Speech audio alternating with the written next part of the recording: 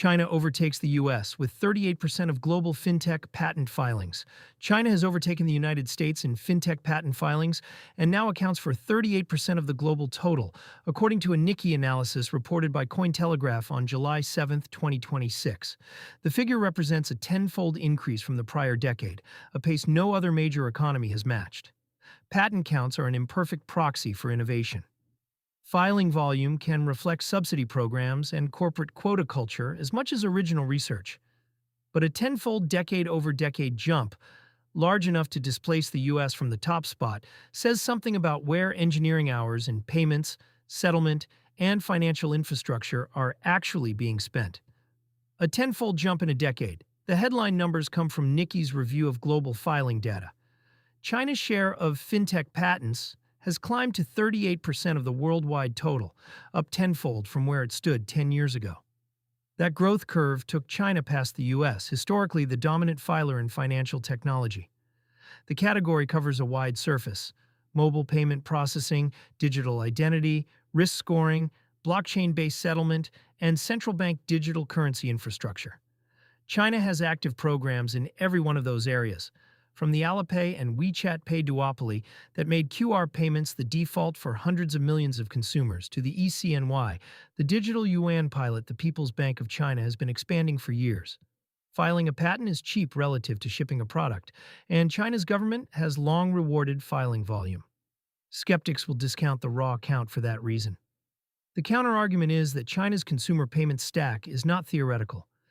It processed real transactions at a scale Western systems only reach later, and the patents trail the deployments rather than preceding them. Patents without an open crypto market. The result carries an irony that crypto readers will spot immediately. Mainland China banned retail crypto trading and mining in 2021 and has kept the prohibition in place since. Yet the same jurisdiction now leads the world in patenting the technology stack that adjacent industries, including crypto, are built on. Blockchain patents sit inside the fintech category, and Chinese firms have filed heavily there for years. The state's position separates the technology from the asset class. Distributed ledgers, digital settlement, and programmable money are strategic. Open, permissionless tokens are not.